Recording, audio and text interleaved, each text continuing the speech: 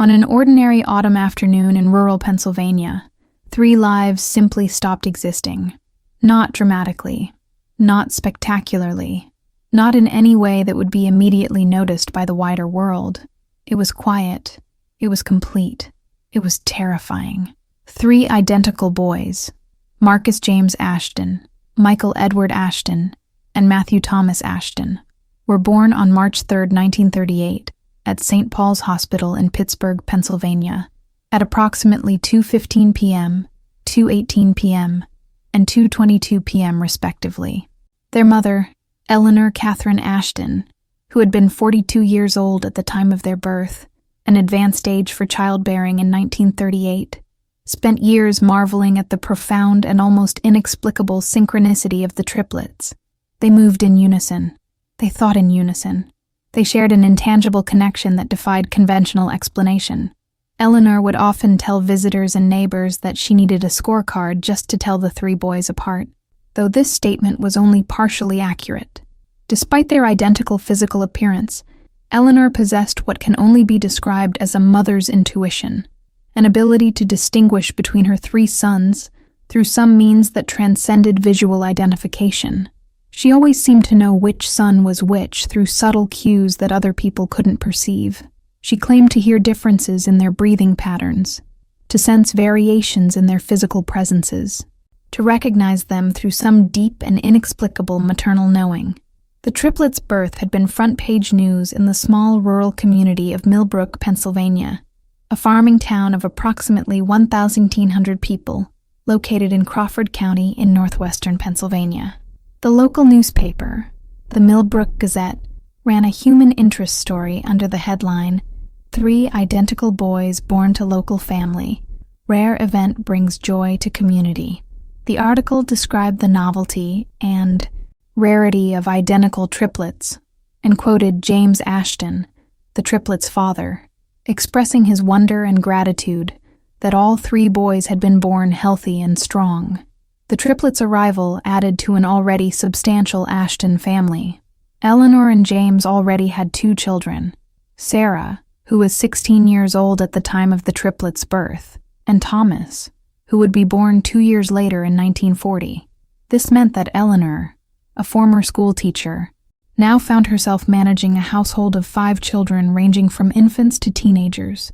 James Ashton was a farmer in the traditional sense. He managed a 40-acre dairy operation that had been in the Ashton family for nearly 80 years. The farm produced milk, cream, and cheese that James sold to regional distributors. Additionally, James worked part-time at Millbrook Machinery Repair, a shop that serviced farm equipment and industrial machinery. This double employment was common among Pennsylvania farmers of that era. Few operations could sustain a family on farming income alone. The Ashton family home was a 2-story colonial structure constructed in 1889 by James's grandfather. It featured a wraparound front porch, dark green shutters, a slate roof, and the substantial quality of construction that characterized homes built in that era. The house overlooked fields that stretched toward a darkening forest line to the west, creating a landscape that shifted with the seasons, green and vibrant in summer, golden and amber in autumn, white and austere in winter. As the triplets grew from infancy to childhood to adolescence, their remarkable synchronicity became increasingly apparent to everyone who knew them. They seemed to develop on nearly identical schedules. They learned to walk within days of each other. They learned to speak with nearly identical patterns of development. They appeared to favor the same foods, enjoy the same games, and gravitate toward the same activities. But more remarkably, they demonstrated an almost telepathic connection. Teachers at Millbrook Elementary School reported that the triplets seemed to know what the others were thinking before words were spoken. They could finish each other's sentences with uncanny accuracy. They seemed to possess an intuitive understanding of each other's emotional states.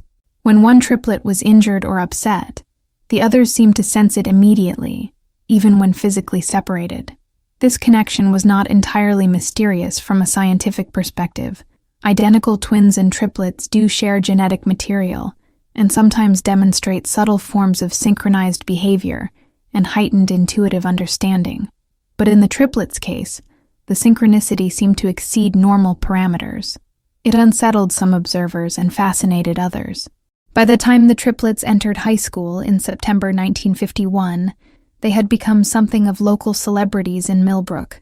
They were the three identical boys, a collective identity that preceded any individual identity. Store owners in town knew them. Teachers anticipated their arrival each year, 3 in place of 1. Neighbors kept their birth dates and ages in their minds as a curiosity piece of local trivia. Despite their remarkable resemblance and synchronicity, the triplets did develop distinct personalities as they matured into young men. Marcus, the firstborn, was slightly taller than his brothers, by approximately half an inch, and possessed a naturally broader build. He had a charisma that drew people to him, a confidence that suggested an understanding of social dynamics that exceeded his years. Marcus was the natural leader of the 3, the one who spoke first, who made decisions for the group, who represented the triplets to the outside world. Michael, born 2 minutes after Marcus, was quieter and more introspective. Where Marcus was outgoing, Michael was observant. He possessed a keen eye for detail and an analytical mind. Teachers noted that Michael was often the one who caught subtle errors in assignments, or who noticed when something was unusual or out of place. He was less socially confident than Marcus, but possessed a depth of thinking that suggested wells of complexity beneath his surface. Matthew, the youngest by 7 minutes, was the most openly affectionate of the 3. He was quick to smile, quick to laugh, and the one most likely to initiate physical contact or emotional connection with people. Teachers and neighbors described Matthew as having the warmest disposition of the triplets. He seemed most comfortable with emotional expression and most likely to reach out to others who appeared to be struggling or unhappy.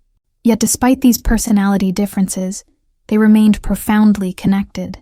The 3 triplets seemed to function almost as a unit, one entity divided into 3 bodies rather than 3 separate individuals who happened to share DNA. They were rarely seen apart. They attended school together, ate together, completed homework together, and spent their free time together. By October 1952, when the triplets were 14 years old, they had become fully integrated into the social fabric of Millbrook High School. They were known as popular without being arrogant, athletic without being obsessive, intelligent without being bookish. They played baseball. All 3 of them were on the school team, which created a unique defensive advantage when they were deployed together. They had friends among their classmates. They had occasionally dated local girls, though their extreme similarity made dating complicated. Some girls found 3 identical boys confusing or unsettling. In short, they were teenagers on the cusp of manhood, living ordinary lives in a small Pennsylvania town. Nothing in their world suggested that anything catastrophic was about to occur. Nothing predicted the moment when they would simply cease to exist. And then came October 15th, 1952. To truly understand what would happen on that autumn afternoon in rural Pennsylvania, one must first understand the broader context of 1952, a moment in American history that exists at a peculiar intersection of post-war optimism, technological uncertainty, and widespread cultural anxiety about unknown threats. The United States in 1952 was a nation still adjusting to peace after nearly a decade of war and reconstruction. The Second World War had ended 7 years prior, in September 1945, with the surrender of Japan. The immediate post-war years had been chaotic. Millions of servicemen returning home, massive industrial conversion from military production back to civilian goods, the emergence of the Soviet Union as a superpower, and the rapid onset of Cold War tensions. By 1952, the Cold War had solidified into a fundamental reality of American consciousness. The Soviet Union had developed atomic weapons in 1949, shattering the American monopoly on nuclear power. The Korean War, which had begun in June 1950, was still ongoing and causing significant casualties and national anxiety. The cultural zeitgeist of 1952 was characterized by a strange mixture of prosperity and paranoia. Economic growth and technological advancement, combined with deep fears about communist infiltration nuclear annihilation, and unknown threats from abroad and beyond. Rural Pennsylvania in 1952 was a region in transition. The industrial heartland of the early 20th century was beginning to show signs of decline, though this would not become apparent until later decades. Coal mining, which had dominated many Pennsylvania communities, was beginning a slow contraction. Agriculture remained economically important, but was mechanizing and consolidating. Small towns like Millbrook represented a way of life that was still viable, but beginning to feel increasingly fragile. Communications technology in 1952 was primitive by modern standards but advanced compared to earlier eras. Radio was ubiquitous. Most American homes had at least one radio, and many families gathered to listen to programs in the evenings. Television was emerging as a technology, but was not yet widespread in rural areas. Millbrook in 1952 did not have a television station. Residents who owned television sets, a small minority, could sometimes receive signals from Pittsburgh or Cleveland with considerable difficulty. Newspapers remained the primary source of news, supplemented by radio broadcasts. This technological environment meant that information traveled slowly and was often filtered through local institutions, newspapers, radio stations, the local grapevine. A disappearance in Millbrook would not immediately be known to authorities in distant counties or states. Information gathering would be a slow, laborious process, dependent on telephone calls, written correspondence, and personal travel. The UFO phenomenon, what would come to be known as the flying saucer phenomenon, was a significant element of the cultural moment in 1952. The Roswell incident had occurred in New Mexico in 1947, 5 years prior. Though the government quickly identified Roswell as a classified military balloon project, though the truth would not be fully acknowledged for decades, the incident had captured public imagination. Throughout the late 1940s and early 1950s, reports of unusual aerial phenomena had proliferated across the United States. People reported seeing flying saucers, disc-shaped objects moving at impossible speeds, hovering silently, performing maneuvers inconsistent with known aircraft technology. The U.S. Air Force, concerned about both the sightings and their potential for causing public panic, established Project Blue Book in 1952 to investigate UFO reports. In 1952 specifically, UFO sightings had reached what would later be called the Great UFO Wave. Hundreds of sightings were reported across North America, with particularly intense reporting in the northeastern United States. The phenomenon had captured public imagination, generated newspaper coverage, and inspired both scientific interest and cultural anxiety. In Pennsylvania specifically, several well-documented sightings had been reported in the months leading up to October 1952. These sightings were covered in regional newspapers and discussed in local communities. In a pre-television rural setting, such anomalies became topics of intense conversation and speculation. The cultural atmosphere regarding UFOs in 1952 was characterized by genuine scientific curiosity, mixed with skepticism and dismissal from official sources. The government took sightings seriously enough to investigate them through Project Blue Book, but official statements consistently attempted to explain sightings as misidentifications of conventional aircraft, weather phenomena, or natural events. This created a tension between popular belief and official denial, a tension that would characterize UFO discourse throughout the Cold War era. In small rural communities like Millbrook, UFO sightings were discussed with the same mixture of wonder, skepticism, and casual speculation as any other local phenomenon. Young people, in particular, seemed drawn to the mystery and excitement that the unknown aerial phenomena represented. In a time of legitimate geopolitical anxiety, UFO sightings offered a different kind of threat, one that was ambiguous, mysterious, and outside the realm of ordinary human experience. It was within this cultural context that the phenomenon reported in the Millbrook area in October 1952 occurred. In the first 2 weeks of October 1952, residents of Millbrook and surrounding areas began reporting unusual aerial phenomena. The first documented report came on October 5, 1952, when a farmer named Walter Hendricks reported seeing an unusual light in the night sky above his property. According to Hendricks's account, which was reported to the Millbrook police and later documented in official records, the light had appeared at approximately 9:15 p.m. and had moved in patterns inconsistent with any aircraft he had encountered in his 63 years of life. Hendricks described the light as intensely bright. He said it had illuminated his entire farm with a glow resembling daylight, though with an odd coloration he described as greenish-white. The light had hovered above a wooded area approximately 1 mile from his property and had remained visible for approximately 10 minutes. Then it had moved, accelerating with impossible speed, and had disappeared over the horizon.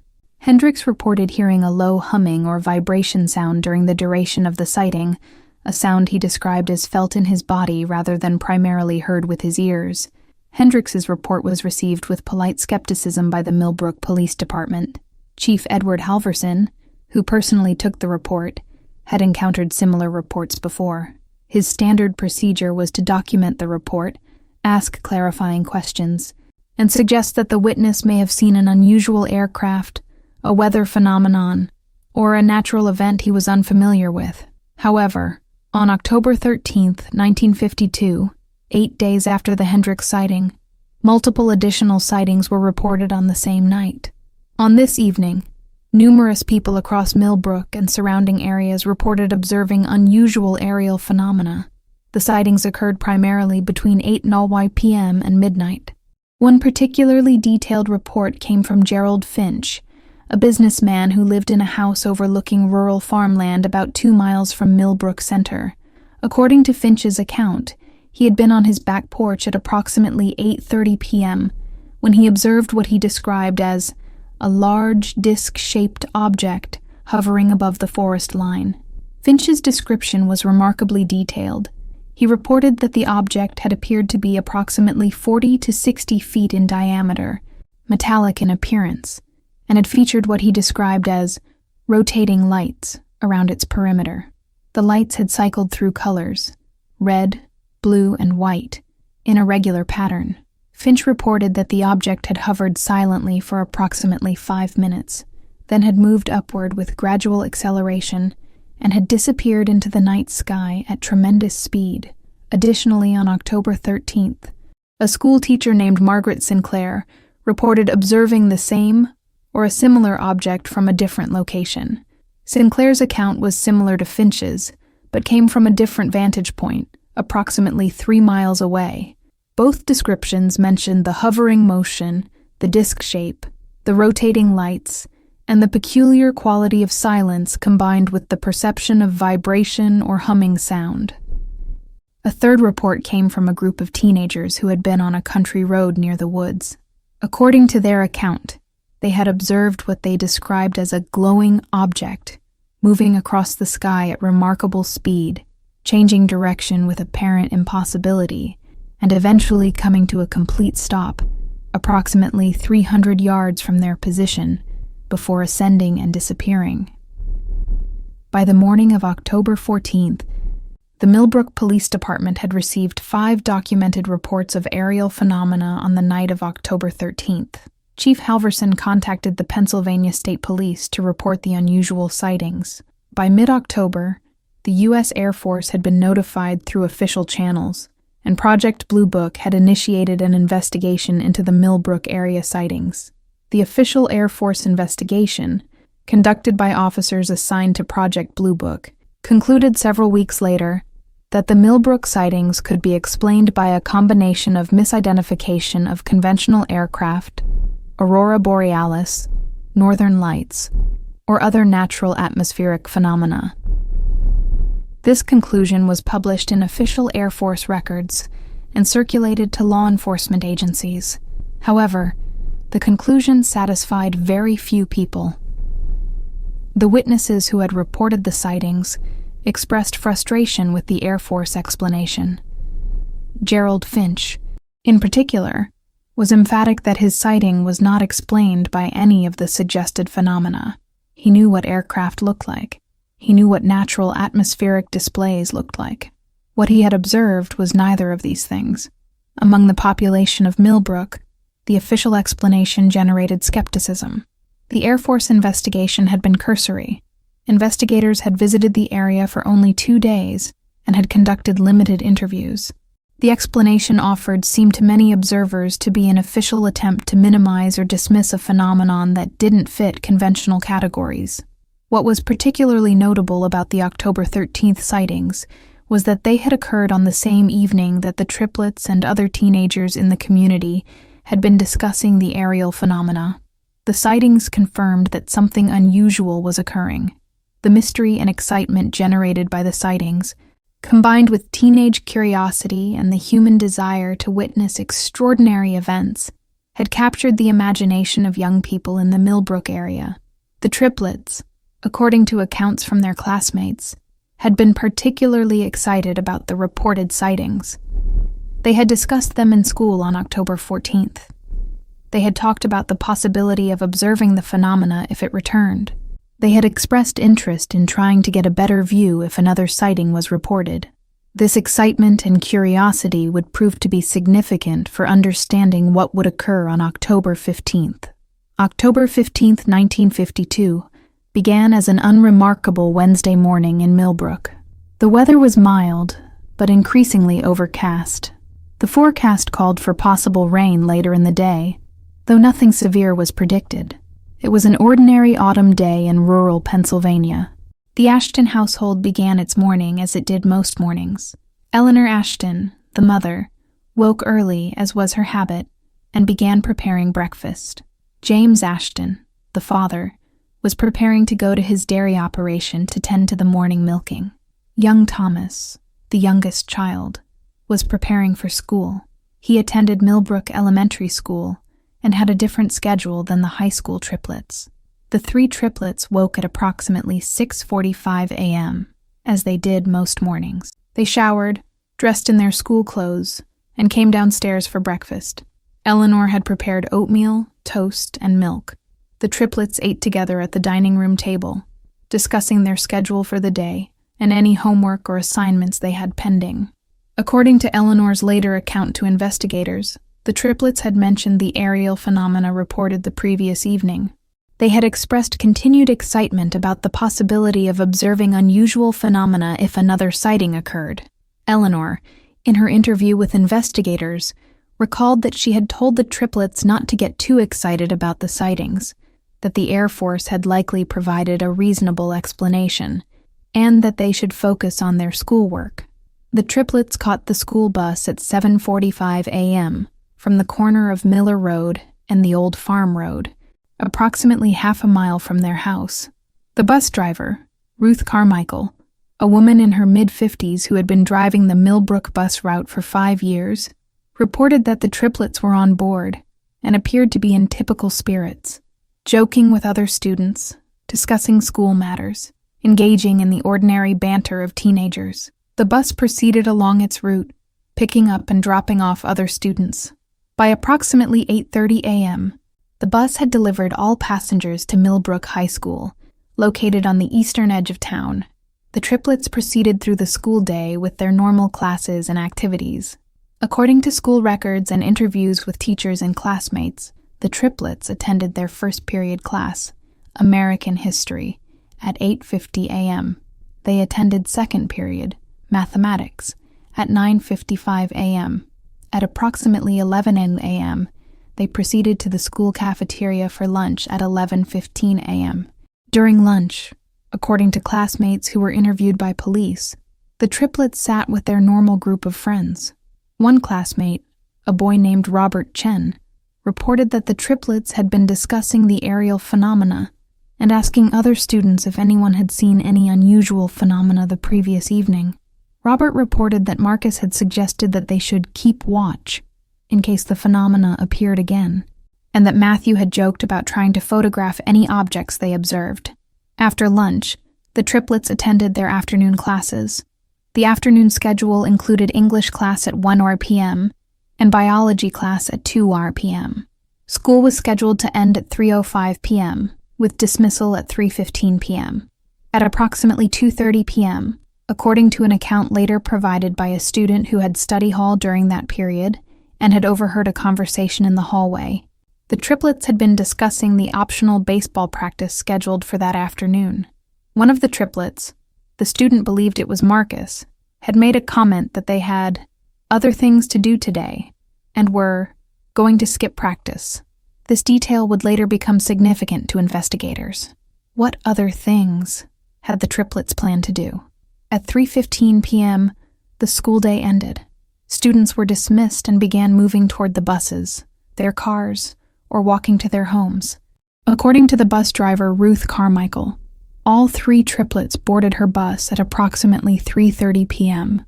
Carmichael reported that this was the final bus departure of the afternoon, carrying approximately 15 students back out to the rural areas of Millbrook.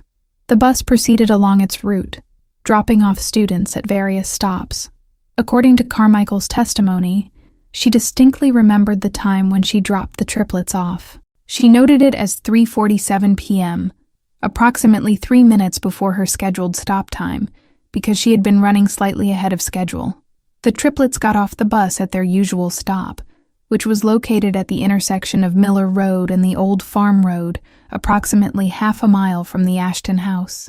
Carmichael reported in her police statement that the triplets had said goodbye to her in a cheerful manner and had begun walking down the farm road toward their house. The weather at that time was overcast, with occasional hints of rain in the air, but visibility was still adequate. The road was not crowded, but was not isolated. There were other houses and farm properties in the area, though spread out with distances of several hundred yards to half a mile between properties. This was the last confirmed sighting of the 3 triplets in Millbrook, Pennsylvania. Everything after this moment becomes a matter of investigation, speculation, and mystery. Eleanor Ashton, as she would later recount to investigators, was in her kitchen at approximately 4:15 p.m., preparing dinner. She was making a pot roast with root vegetables, a family favorite. She expected the triplets to arrive home by 4:15 to 4:15 p.m., which would give her time to set dinner in approximately an hour. At 4:20 p.m., Eleanor became aware that the triplets had not yet arrived. This was not unusual in itself. Sometimes they lingered on the way home, talking to friends or exploring the countryside. But Eleanor was a mother who knew her children's patterns intimately. A slight unease began to develop in her mind. By 4:45 p.m., Eleanor's unease had escalated into concern. She went to the front porch and looked toward the road, as if visual attention might produce her sons. They did not appear. She waited another 15 minutes, watching the overcast sky, listening for sounds of voices on the road. Nothing. At approximately 5 p.m., Eleanor made a decision to walk down the farm road to meet her sons. Perhaps they had stopped to talk to a friend. Perhaps they were exploring. Perhaps they had encountered some minor difficulty. She put on her coat and set out down the road toward Miller Road. As she was walking down the farm road, Eleanor encountered another person, a farmer named Walter Prescott, who lived approximately 3 miles away and was driving in the area. According to Prescott's later statement to police, Eleanor flagged him down looking worried. When Prescott asked what was wrong, Eleanor explained that her 3 boys were late coming home from school.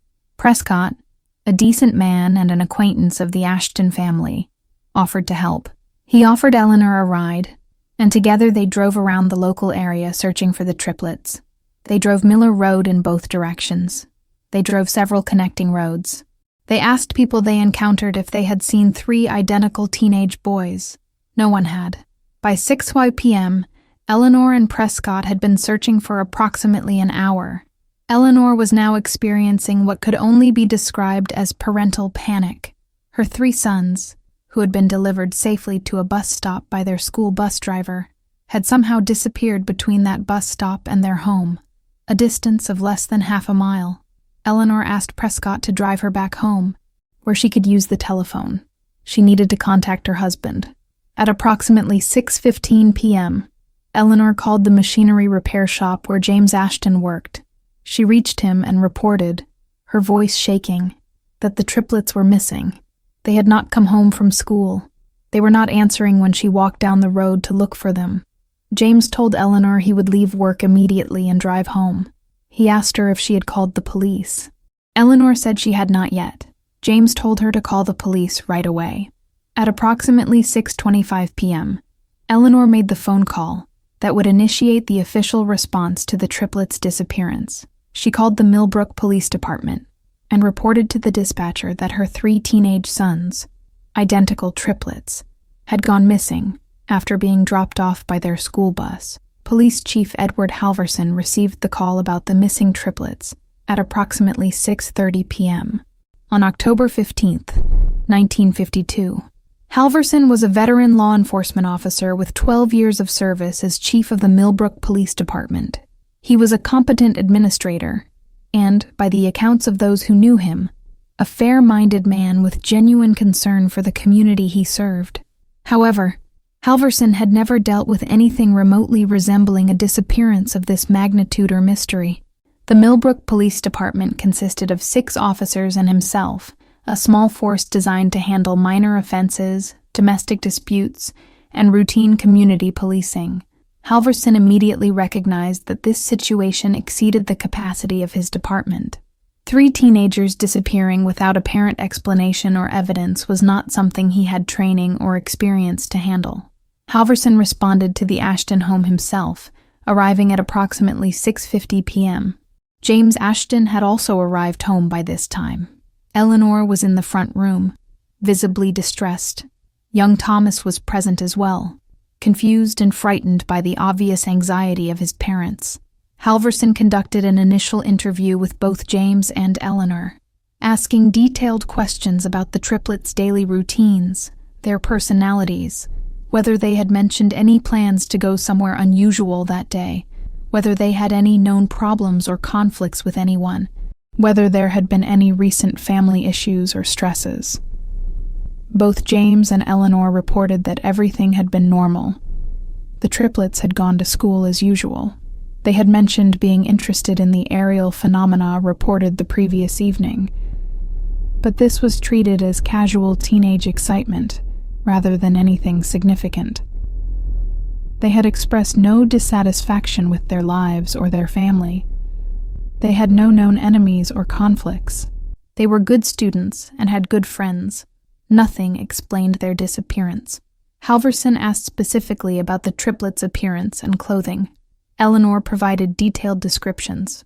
All 3 were identically dressed in the clothes they wore to school that morning: blue jeans, white collared shirts, and blue sweaters. They wore identical shoes and identical jackets. This identical appearance, which had been a source of family pride and community fascination, now became a complicating factor for identifying them if they were found at a distance or in a location where confirmation of identity might be difficult. At approximately 7 p.m., Chief Halverson organized a search party. He directed his officers to spread the word to neighbors and community members that volunteers were needed to search for the 3 missing teenagers. The response was significant. Within an hour, approximately 30 volunteers had gathered, including neighbors, friends, school teachers, and other concerned citizens. The search began in the area most likely to be relevant: the road between the bus stop and the Ashton house, and the immediate surrounding areas. Volunteers spread out, walking through fields, calling out the triplets' names, looking for any sign of evidence: clothing, personal items, any indication of what might have happened. The search continued throughout the evening as darkness fell. Lanterns and flashlights illuminated the autumn night. The searchers covered the roads multiple times, expanded outward into fields and wooded areas, checked abandoned buildings and structures in the vicinity. By midnight, no sign of the triplets had been found. No bodies, no evidence of struggle or distress, no indication of vehicle involvement or accident, no personal items discarded on the road or in nearby fields. Chief Halverson made the decision to temporarily suspend the organized search at midnight, planning to resume at first light with a more systematic approach. However, many volunteers continued to search on their own throughout the night, unable to accept that they should simply stop and return to their homes. Eleanor Ashton did not sleep that night. She sat in the front room of her house, waiting for the telephone to ring, hoping for information that would explain where her sons were. James sat beside her, his face etched with the particular expression of a man confronting a nightmare from which he could not wake. By morning on October 16th, the disappearance of Marcus, Michael, and Matthew Ashton had become the defining crisis in Millbrook. The tight-knit community was shocked and united in concern for the three boys and their family. As the morning of October 16, 1952 began, Chief Halverson recognized that he needed additional resources. He contacted the Pennsylvania State Police and formally requested their involvement in the investigation. By late morning on October 16th, State Police Captain Morris Fitch arrived in Millbrook to take charge of coordinating state resources with local investigation efforts. Captain Morris Fitch was an experienced investigator with 15 years in law enforcement, including experience with serious crimes and complex investigations. Fitch was a methodical man who believed in systematic investigation and comprehensive examination of all available evidence and leads. Fitch's first action was to expand the search in a more organized and systematic way. He divided the area around Millbrook into grid sections and assigned search teams to methodically cover each section. He brought in additional state police resources, including officers with tracking experience and police dogs to search for any scent trail that might indicate where the triplets had gone. The expanded search on October 16th and 17th covered a radius of several miles around Millbrook. Police dogs were deployed, but found no significant scent trails to pursue. No evidence of vehicle involvement was discovered. No signs of struggle or distress were found at any location. No bodies were discovered. By October 17th, FBI involvement had been sought and granted. The disappearance of 3 minors, potentially across state lines, met the criteria for federal involvement. An FBI field team arrived in Millbrook on October 18th, bringing forensic capability and additional investigative resources. The FBI investigation, headed by Special Agent Richard Morrison, took a more aggressive approach. Agents reviewed records of known kidnappers, registered sex offenders, and individuals with criminal histories in Pennsylvania and neighboring states. Agents conducted detailed interviews with potential suspects and individuals with relevant backgrounds. Agent Morrison's team focused on kidnapping scenarios and criminal predation possibilities. They examined whether the Ashton family had received any ransom demands or unusual communications. They investigated whether any known criminal had expressed interest in the triplets or the area. They searched criminal databases for patterns that might match the circumstances of the disappearance. What the FBI investigation primarily found was an absence of evidence suggesting conventional criminal activity. There were no ransom demands, no suspects with clear motivation or opportunity, no evidence of vehicle involvement or transportation, no witnesses who had observed any suspicious activity or persons on the day of the disappearance. One FBI report, dated October 22, 1952, noted that the complete absence of evidence in a case involving 3 teenagers disappearing in daylight over a short distance suggests either an explanation that falls outside conventional criminal patterns or a coincidence of circumstances so unusual as to strain credulity. Meanwhile, other police resources continued to follow conventional investigative paths. School officials were interviewed to determine if anyone had expressed interest in the triplets or had any connection to them that might be significant. Teachers were asked if the triplets had expressed any intention to leave home or to go somewhere specific. Classmates were interviewed to see if the triplets had mentioned plans to travel or go anywhere. A theory began to develop among investigators. The triplets might have run away intentionally. This theory gained some credence when investigators considered the oddness of all 3 disappearing simultaneously and completely. If they had run away, why would they leave together? Why would they not try to contact their family at some point? The runaway theory, while not strongly supported by evidence, became the working hypothesis that drove much of the investigation for several weeks after the disappearance. Police widened their search by contacting railroad stations and bus terminals in Pittsburgh, Philadelphia, and other major cities, asking if anyone matching the description of 3 identical teenage boys had been spotted. They contacted police departments in other states, requesting that they be alert for 3 identical teenagers. However, weeks of investigation produced no sightings, no evidence, no credible leads. The investigation reached a plateau. Considerable effort and resource deployment that produced very little actionable information. By mid-November 1952, 1 month after the disappearance, the intensity of official investigation had noticeably declined. The FBI presence in Millbrook was reduced. State police resources were redirected to other matters. The case remained technically active but increasingly dormant. By the end of 1952, the disappearance of Marcus, Michael, and Matthew Ashton had transformed from an urgent, active investigation to an unsolved mystery, a puzzle that investigators could not solve and gradually stopped expending significant resources trying to solve. However, during the investigation in October and November 1952, a detail had emerged that would remain peripheral to the primary investigation, but would gain significance decades later. Multiple witnesses had reported unusual aerial phenomena, both before and around the time of the disappearance. Specifically, Eleanor Ashton had reported to investigators that on the evening of October 15th, the day of the disappearance, she had observed something unusual in the sky. She had been on her front porch, looking toward the road, as she waited for her sons to arrive home. As the light was fading into dusk, at approximately 5 to 5:15 p.m., she had observed what she described as an unusual light in the sky over the property and surrounding area. Eleanor described the light as moving erratically, hovering at one moment, then moving at impossible speeds in other moments. She described a slight vibration or humming sensation, though she was not entirely certain if this was from the aerial object or from some other source. She described the color as distinctly not matching any aircraft she was familiar with. Eleanor's observation had been noted by investigators and recorded in official reports. However, it was treated as secondary to the question of where the triplets had gone.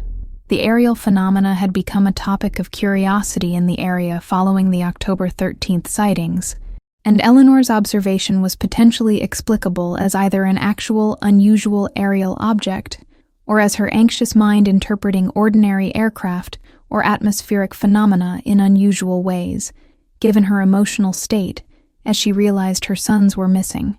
Additionally, other residents of the Millbrook area had reported unusual aerial phenomena on October 15th. Walter Prescott, who had assisted Eleanor in searching for the triplets, reported to police that he had observed unusual lights in the sky that evening, though he was uncertain of the exact timing due to the distraction of the search activity. A neighbor of the Ashton family, a woman named Dorothy Mitchell, reported observing unusual lights in the western sky on the evening of October 15th at approximately 6 p.m. Dorothy's description was consistent with descriptions of the October 13th phenomena. She described hovering, movement at impossible speeds, and unusual coloration of the lights. These reports were collected by investigators but were not considered central to the investigation. The primary focus remained on conventional explanations for the disappearance: runaway, kidnapping, or accident. However, in the years that followed, these reports about aerial phenomena and the timing of the disappearance would create a pattern that some observers would find impossible to ignore. Eleanor Ashton, in the years and decades after her son's disappearance, became something between a living memorial and a cautionary figure in Millbrook. She was the mother whose 3 sons had vanished, and in a way that could never quite be resolved or explained, this defined her identity in the community for the rest of her life. She and James continued to live in the old colonial house on the farm, though the farm itself gradually became too much to maintain.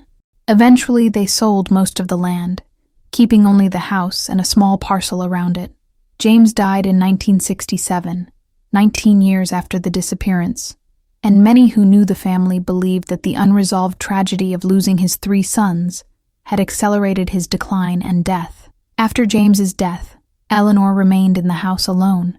She became a figure of quiet obsession. Every October 15th, the anniversary of the disappearance, she would go to the memorial stone she had erected in Millbrook Cemetery, bearing the names of her 3 sons and the words, "Forever in our hearts." She would place flowers on the stone. She would spend time there in quiet remembrance. Eleanor maintained a scrapbook of newspaper clippings about the case. She kept the original police reports. She maintained contact with investigators over the years, periodically calling to ask if there had been any new developments or leads. Each time she called, she asked the same questions. Had anyone been found? Had any new evidence emerged? Was there anything the police could do to reopen the investigation? The answers were always disappointing. No bodies had been found. No new evidence had emerged. The investigation had been exhausted. Eleanor attended church regularly in Millbrook. She sang in the church choir. She maintained relationships with her remaining children and her grandchildren. She fulfilled the ordinary duties and social obligations of life. She appeared to others as a woman living a normal life, but beneath this surface of normalcy ran a deeper current of unfinished grief. The 3 sons she had given birth to, whom she had raised to adolescence, whose faces matched so completely that she had sometimes needed to remind herself which son was which. These 3 boys had simply ceased to exist. No explanation was available to her. No closure could be achieved. The other members of the Ashton family coped with the disappearance in their own ways. Sarah, the eldest daughter, had been 22 years old when her 3 brothers disappeared. Sarah could not bear to live in Millbrook, the community where her brothers had vanished. In 1954, she relocated to Boston and established a career as a social worker. She married, had 3 children, and spoke rarely to them about the missing brothers. The topic remained painful and unresolved. Thomas, the youngest, had been only 10 years old when his 3 brothers disappeared. He grew up with the shadow of their disappearance permanently cast across his childhood and adolescence. Psychologists who have examined cases of missing siblings note that such children often carry particular burdens: guilt over their own survival, confusion about why they were spared, and deep questions about their missing siblings that go unanswered through crucial developmental years. Thomas moved to California after high school, establishing geographical and emotional distance from the tragedy. He remained distant from his mother for many years, though they eventually reconciled late in their lives, and Thomas came to understand the weight of grief that Eleanor had carried for decades. The broader Millbrook community gradually moved on. The 1950s gave way to the 1960s and then to the 1970s. Young people came of age who were not old enough to remember the triplets' disappearance directly, or who remembered it only as a historical event, rather than as something that had directly touched their lives. The case became part of Millbrook's local folklore, a mysterious event that had happened before, a timestamp on the community's timeline. Old-timers would occasionally mention it to newcomers or to young people. That was back when the Ashton triplets disappeared. It became a reference point, a historical marker. But for those who had lived through it, and especially for Eleanor Ashton, the unsolved nature of the disappearance remained perpetually unsettling. It was a wound that had never fully healed. The absence of explanation or closure meant that the grief could never fully transform into acceptance or peace. In 1982, 30 years after the disappearance, something unexpected occurred. A retired state police detective named Frank Morrison began to privately revisit the case of the Ashton triplets. Frank Morrison had been a young state police officer in 1952. He had been peripherally involved in the original investigation of the disappearance, assisting with search efforts and some interviews. Over the following 3 decades, Morrison had built a career in law enforcement, investigating many cases, some resolved, some not. He had seen cases come to closure through confessions, through new evidence, through the persistence of good detective work. But the triplets case had never been resolved. It had remained a mystery throughout Morrison's career.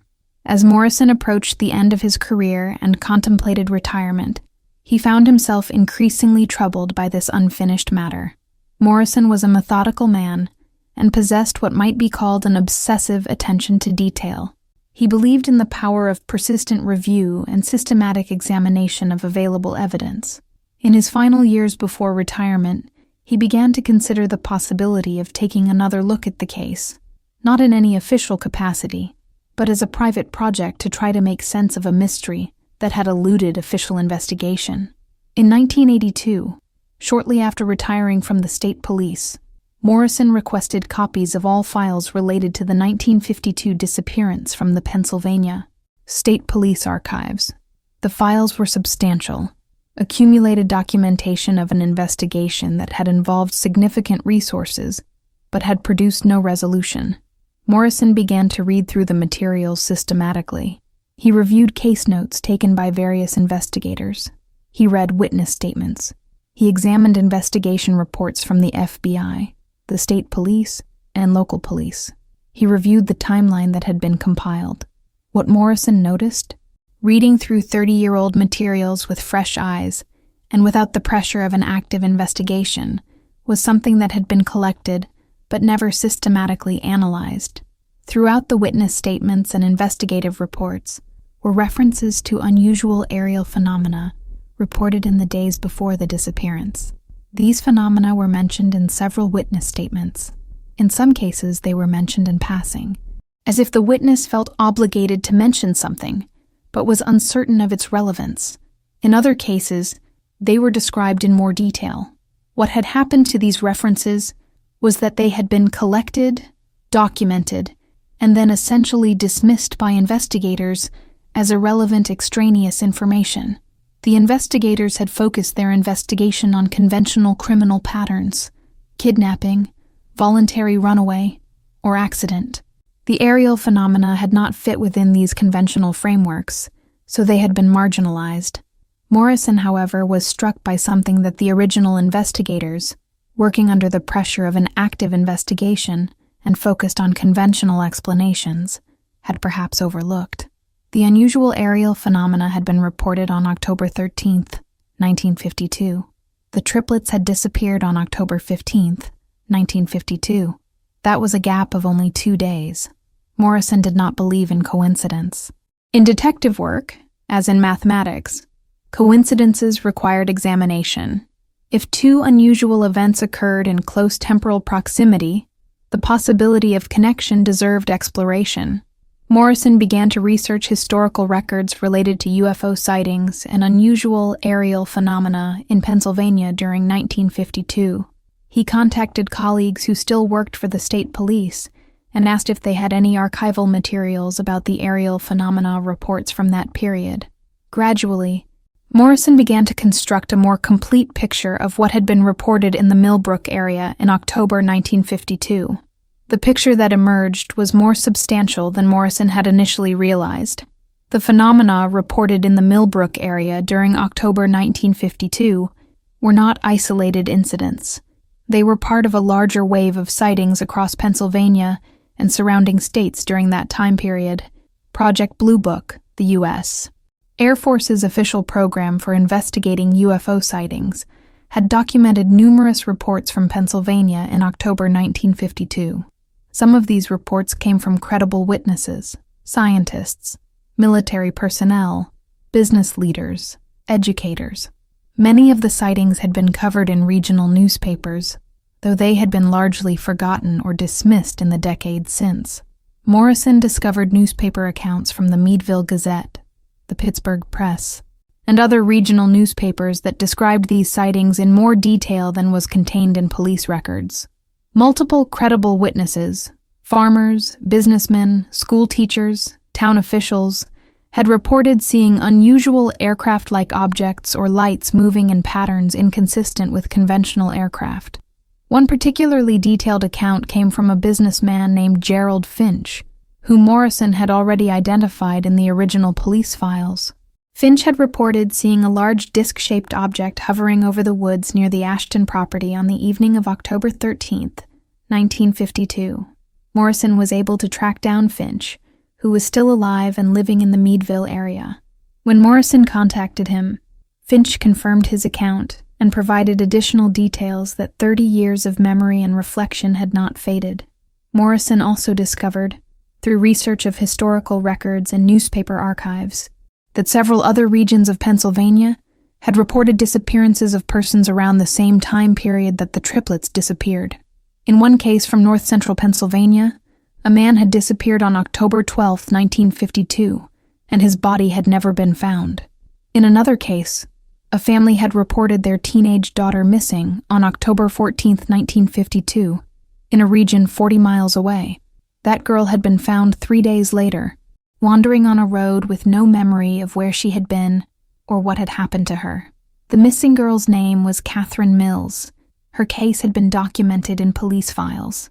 When Morrison reviewed the police records of Catherine Mills's statement, he found details that he found deeply intriguing. According to the police report, Catherine Mills had been at home on the evening of October 14, 1952. The next thing she consciously remembered was awakening in a field in daylight on October 17, 1952. She had no memory of the intervening period, 3 days during which she had been missing, and during which her family had been desperately searching for her. When she was found and brought to a hospital, Catherine had been physically examined. She was found to be physically unharmed, though psychologically distressed. However, the examination had revealed marks on her arms that appeared to be needle punctures.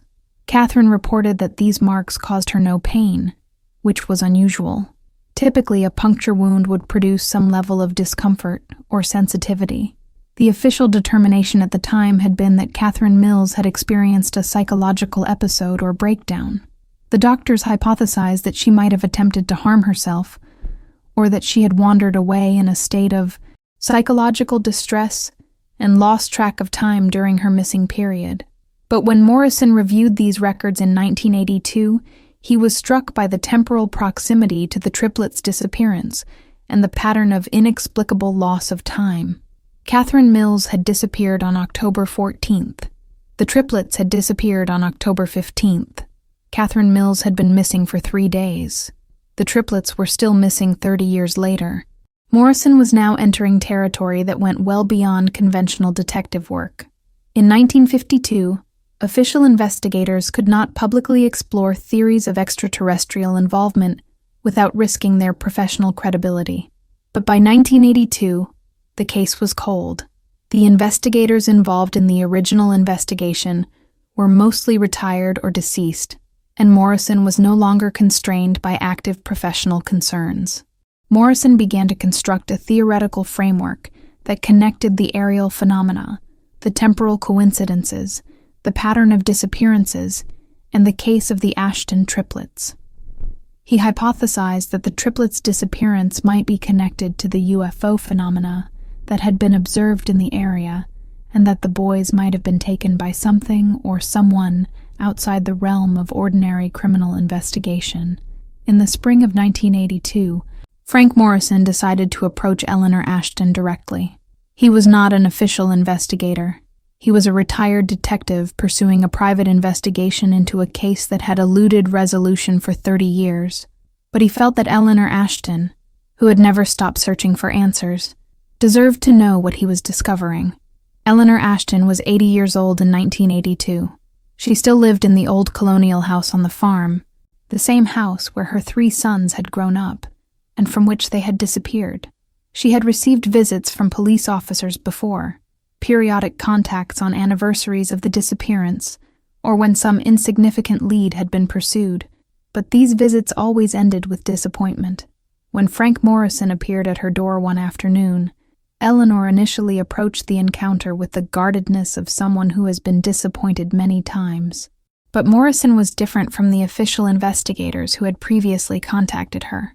He came not with apologies for the lack of progress, but with genuine questions and a commitment to seriously exploring possibilities that official investigators might have dismissed.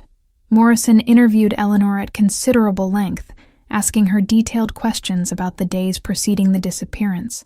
Had she noticed anything unusual? Had the triplets mentioned anything strange? Had she observed the aerial phenomena that others in the area had reported? Eleanor, her mind sharp despite her age, recalled details she had not consciously revisited in years. Yes, she said, she had seen unusual lights in the sky on the night of October 13th. She had not attached much significance to them at the time. They had seemed to be simply atmospheric phenomena or unusual aircraft, nothing that had directly concerned her. But now, 30 years later, she could see how the timing connected to what had followed. Yes, she recalled her sons mentioning something about strange lights that other people were talking about. It had been a topic of discussion among the teenagers at school.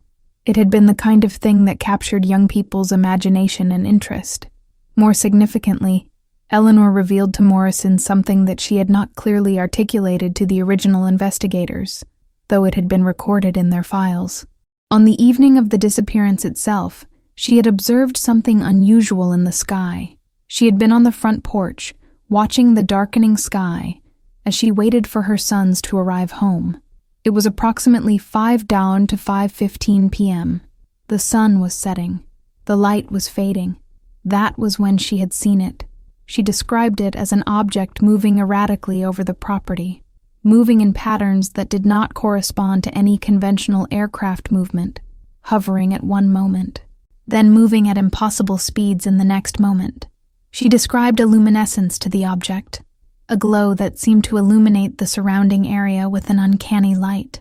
Eleanor had reported this observation to police at the time, but it had been recorded simply as light phenomena in her statement, without elaboration or intensive follow-up investigation. The original investigators had been focused on conventional explanations and had not prioritized something that seemed to belong to the realm of atmospheric phenomena rather than criminal investigation. But now, 30 years later, Eleanor was able to provide Morrison with more detailed recollection and reflection on what she had observed. Morrison also asked Eleanor a specific question. Had the triplets mentioned any plans to deliberately observe the unusual phenomena if they saw it again? Had they expressed interest in trying to get a better look? Eleanor recalled that yes, they had discussed this with excitement. The aerial phenomena had captured the imagination of teenagers in the Millbrook area. The triplets and their friends had discussed the possibility of deliberately observing the phenomena if it returned. They had talked about positioning themselves to get a better view. They had expressed excitement about the mystery of it all. This recollection, that the triplets might have deliberately positioned themselves to observe unusual aerial phenomena on the evening of their disappearance, suggested a new dimension to what might have occurred. Morrison left Eleanor's home with a promise to continue investigating, and with a commitment to finally provide some answers to a woman who had waited 30 years for them. He did not promise specific conclusions. Morrison was too much of a professional investigator to make promises he couldn't keep.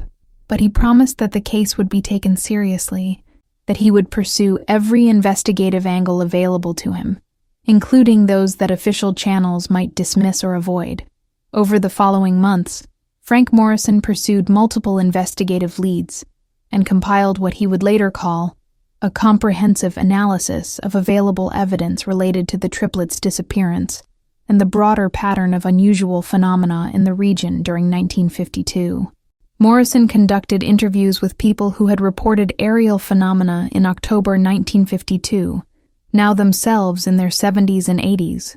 He asked them detailed questions about their observations, their confidence in their accounts, and their interpretations of what they had observed. He coordinated with researchers and academics who had conducted study of UFO phenomena and historical aerial sightings. He consulted with astronomers and atmospheric scientists to explore whether the reported phenomena could be explained by natural events or misidentifications of conventional aircraft. He reviewed all available documentation about the triplets' case, police reports, FBI reports, witness statements, newspaper accounts, with an openness to interpretations that official investigations had rejected or minimized. Morrison also explored the possibility that the disappearance might be connected to a broader pattern of phenomena.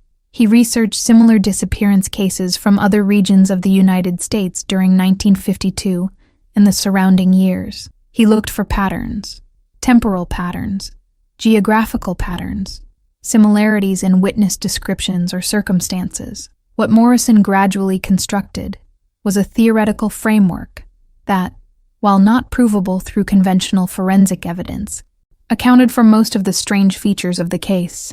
The framework was based on several key observations. First, the temporal proximity of the aerial phenomena to the disappearance. The triplets had disappeared only 2 days after major sightings of unusual aerial phenomena in the same area. Second, the eyewitness accounts.